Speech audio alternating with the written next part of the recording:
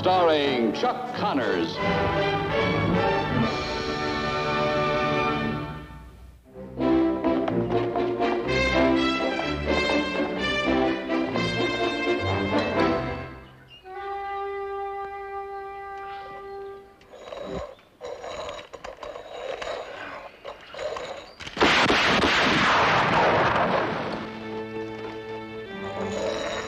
Well, the spring's a little weak. You better order a new one. Looks like we got some visitors, Paul. I ain't never seen a rifle fire like that before. She sure spits out lead, don't she? Well, why don't we water up here? Saw those two in town last night. One of them's a troublemaker. I could throw him out of North Fork.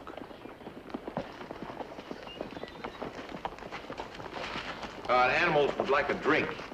Well, there's the water. Help yourself. Oh, going.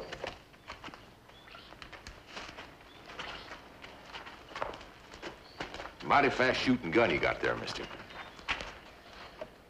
I got some beaver pelts on old Jake over there. Might be willing to trade you for it. Sorry, stranger. This rifle's not for sale. Here, son, you better let me give you a hand. Hey, Gorwin, you bring them beaver pelts out of my bag. I just made myself a trade.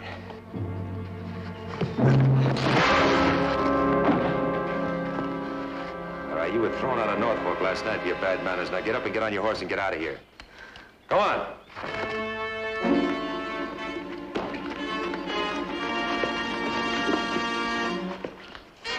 Hey, get out of here.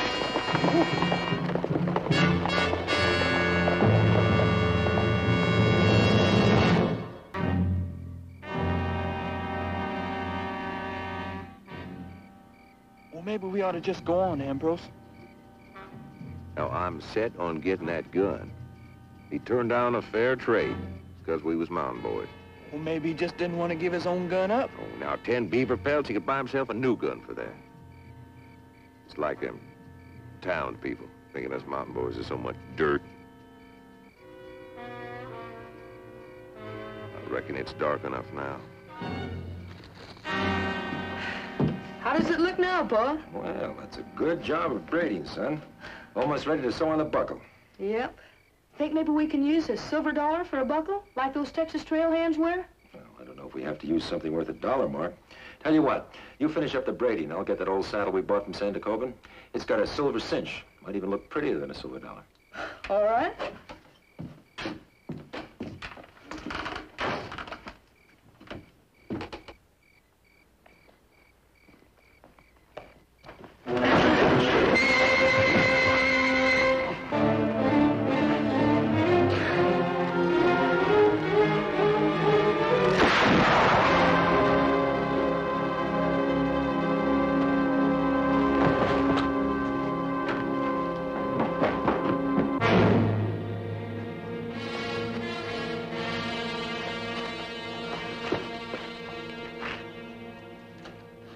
Dead, son. The rifle went off accidentally when the other fella jumped me. What are we gonna do now, Paul? Well, first I'll tell Micah so he can arrange for a proper burial. Then tomorrow I'd better return his horse to his folks. Up in the high country. Uh-huh. That's the least I can do. Should I come along with you, Paul? Well, they're strange people, son. But they live close to the good book. I'm sure it'll be all right. Come on, help me hitch the wagon. We'll take him into town.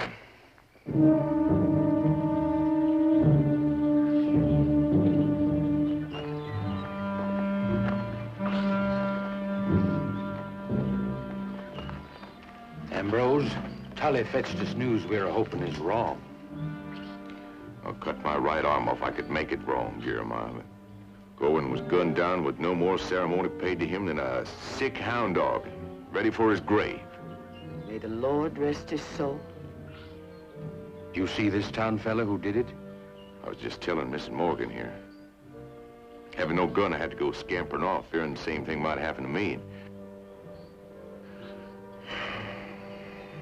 Poor Goin, it's like an old hound dog didn't have a chance. I like never made it myself. Old Jake broke his leg down on the waist. I Took me almost a whole day getting here. We'll hold proper services, Miss Morgan. Giving proper and respectful attention to your only son leaving us. Then we'll... Well, that's him. That's the fellow what killed Gorwin.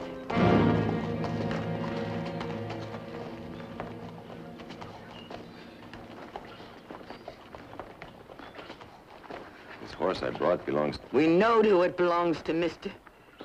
What we don't know is why you killed my boy. I didn't kill him, man. I didn't know he was your boy.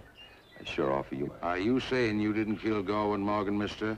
We got somebody here says you did. Well, from what I've seen of this man, I wouldn't take any stock in what he says. You saying Gorwin Morgan didn't die by your hand? That's right, it was an accident. Man's got a right to defend himself. You'll have a turn telling your story. Turn? Talking at your trial, mister. I didn't come up here for a trial. I don't know what this man's told you, but I can guarantee you it's far from the truth. Truth is what we're after. We'll go inside, hold a fair trial.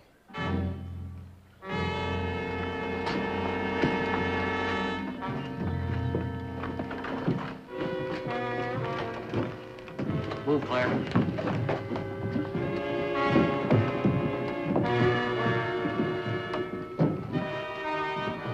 Well, you come on now. Come on.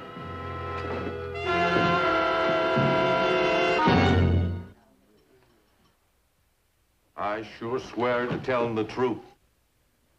I just hope this townsman here sees fit to show the same respect to this book. Just tell it simple, Ambrose. Don't fancy up the details. Well, no sooner than Gore and me set foot into town, they throwed us into jail. Yes, sir, right into jail. No sooner we showed our faces and we heard somebody yell, "Mountain boys!" And they started roughing us and shoving us around, yelling at us to get out. Well, we didn't get. Now, pride, kinda. Well, into jail we went. Well, you know how them townspeople looked at us last year when we went into town, looking to buy them store-bought shoes.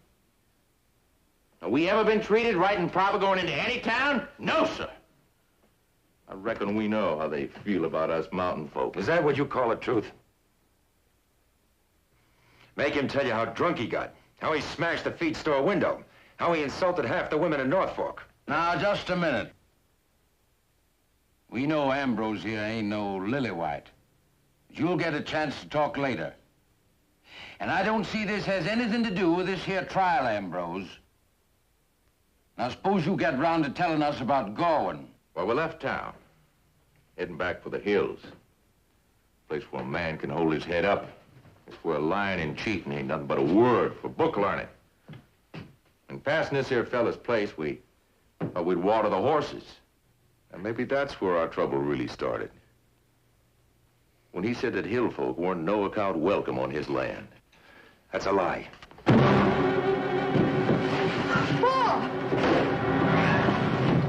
Now, the next man that uses any violence at this here trial is going to make an accountant to me.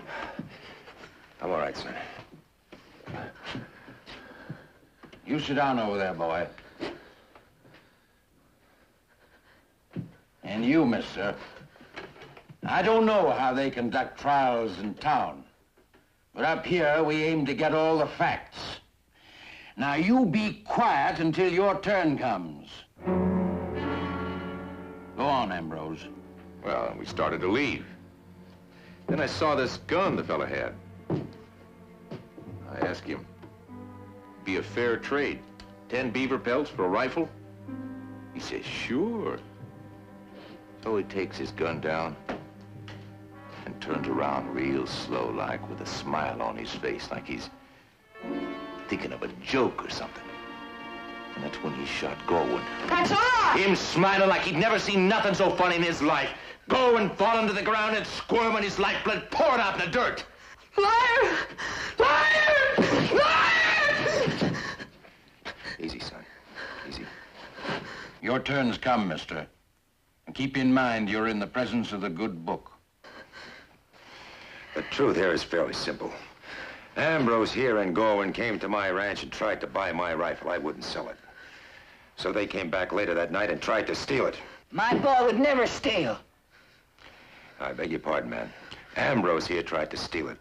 I meant to say your son was with him. Are you saying you shot Gorwin when they were trying to make off with your rifle? Nobody shot Gorwin. Ambrose jumped me, tried to take the rifle away, and the gun went off in the scuffle. Gorwin happened to be standing by when the bullet hit. It was an accident, pure and simple. Come here, boy.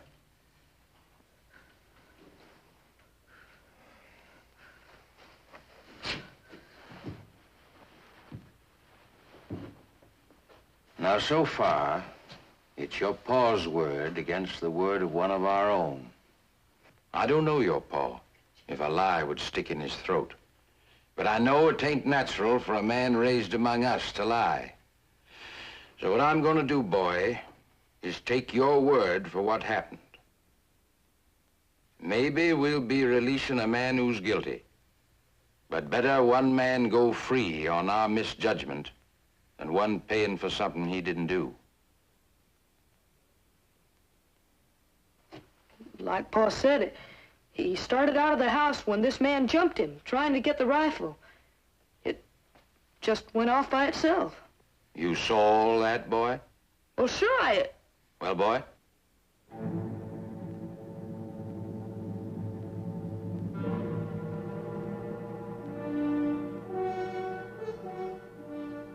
I didn't exactly see it. I was in the house. I heard the rifle go off, and when I went outside, Pa was going to Gorwin's body. You heard that gun go off, and you ran outside right away. Oh, well, yes, sir. Where was the rifle, boy? Oh, Pa was carrying it.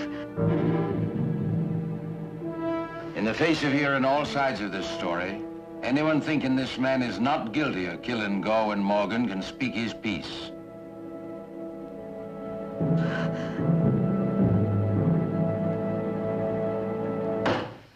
So be it.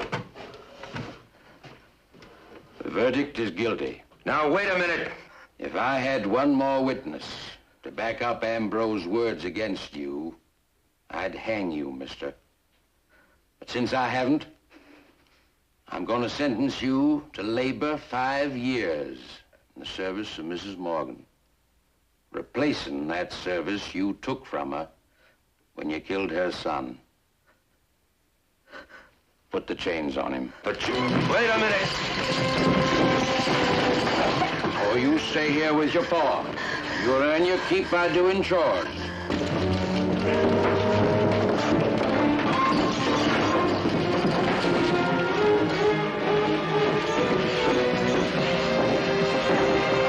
I get my hands on you, Ambrose, I'll shove your lying tongue down your throat.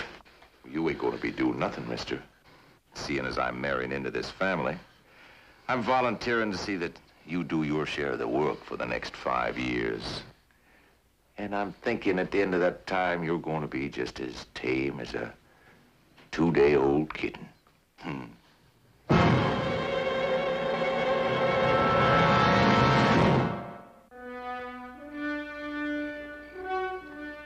Eat, boy. Young'uns need growing strength. I'm not hungry. Appears to me, boy, you got no cause to be a-moonin'. If your pa was a mountain boy and a tried down there in town, he'd be a-hanging pretty quick once he was adjudged guilty of killing. My pa didn't kill nobody. Bear up, boy. Nothing unnatural, a boy believing his own pa. Fix McCain a dish of victuals. Where? You put a little in that first.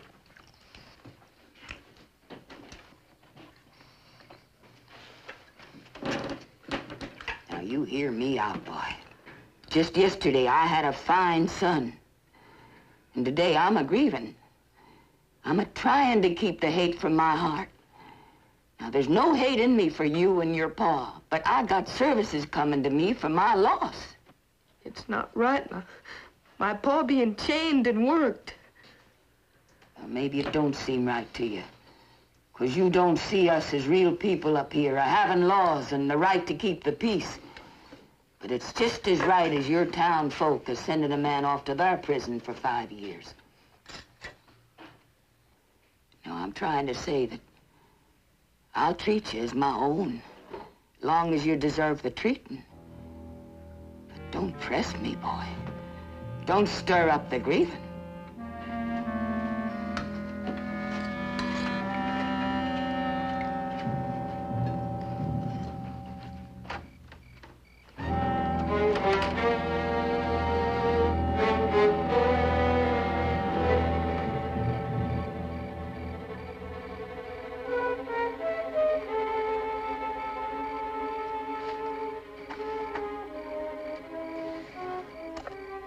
You don't look like the kind of man to shoot Gorwin with no cause. I didn't shoot Gorwin. Ambrose was lying.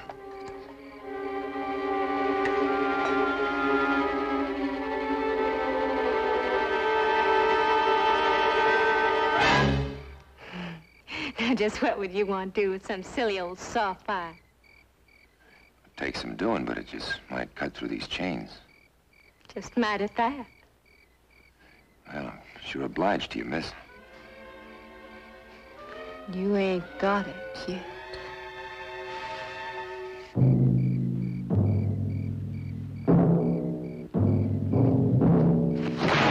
I ain't good enough for you, huh? A town man is?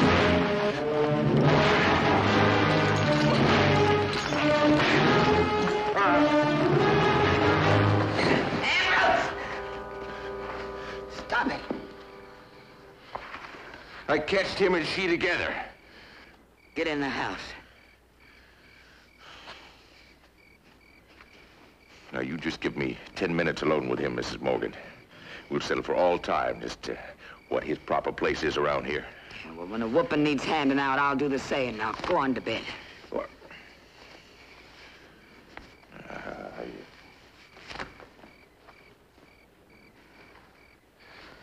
Mister, I don't intend to be worrying about you day and night. Now you'll eat, sleep, do the chores Ambrose sets out for you, and you'll put in every day of your lawful time to me. Now, boy, say goodnight to your pa and come along. Mark, I want you to try and get out of here if you can. I'm not leaving without you, Pa. You can see Mike and bring help back, son. I can't leave without you. They'd do something to you. I want you to do as I tell you.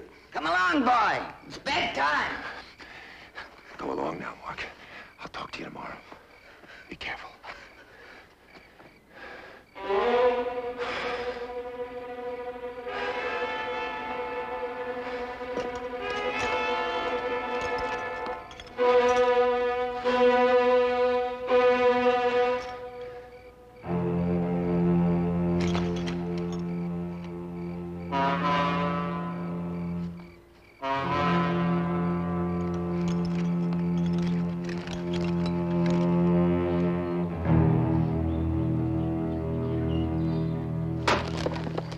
Come on, boy.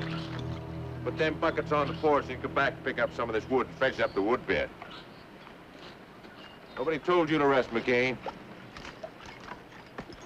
You ever do any plowing, McCain? Front of a plow? Come on, boy! Mark, do everything you're told. We're leaving here at midnight. I have a file. One chain link's cut halfway through. Well, what are you doing, boy?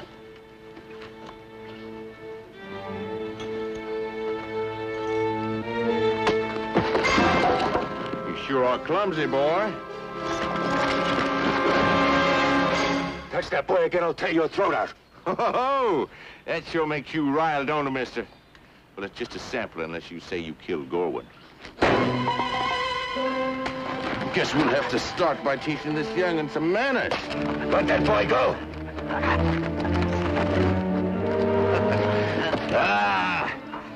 You just watch, mister. You just watch and see what's gonna get coming to you, huh? Let that boy go!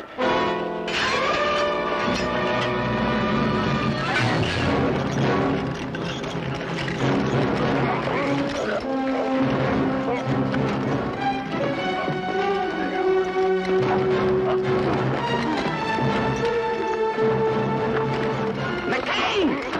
Stop it! Stop it! Stop! Up, mister!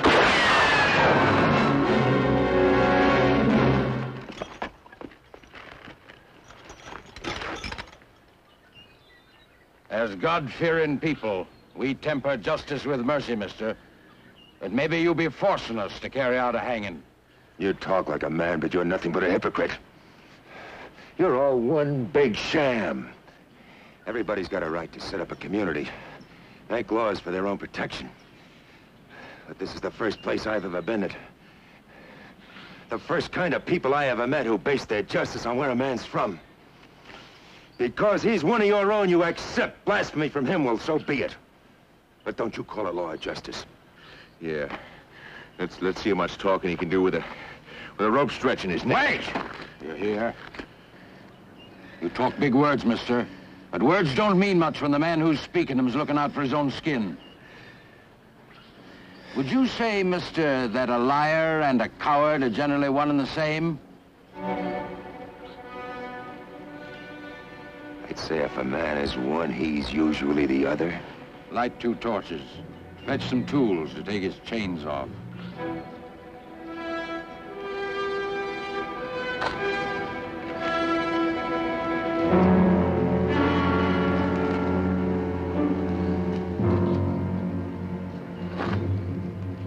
All right, mister. We're gonna see and look for the coward between you and Ambrose. And the liar. Take this, mister. If he runs, shoot him down. Make a circle. All right, mister. Now let's see who's the hypocrite. See, I kind of been raised on this torch fighting, mister.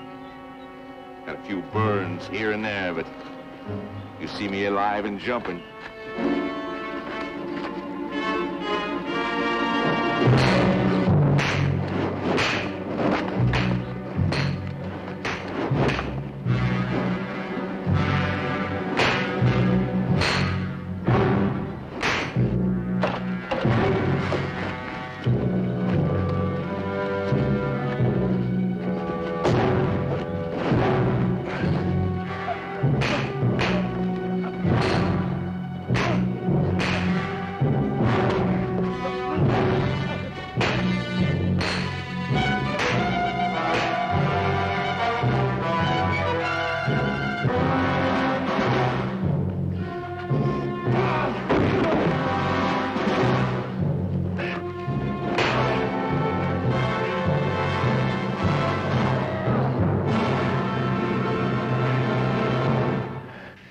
You think a liar and a coward are one and the same, Ambrose?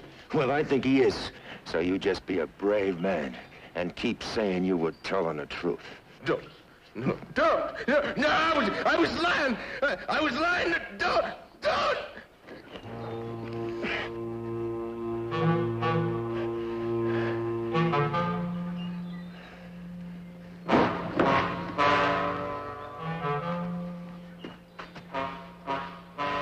Get up, Ambrose. No. Put the chains on him. Oh, you can't put no chains on me. I'm one of you. You ain't no longer one of us. You lied to your own. That Jeremiah was an accident. Now, Miss Morgan, The punishment that was to be meted out to the stranger is going to be meted out to you.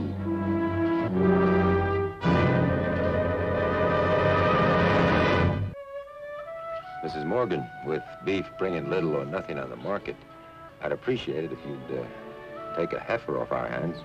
Thank you, Mr. McCain. Fresh milk something comes in mighty handy. We're beholden for your forgiveness. Thanks, Claire. Come on, son.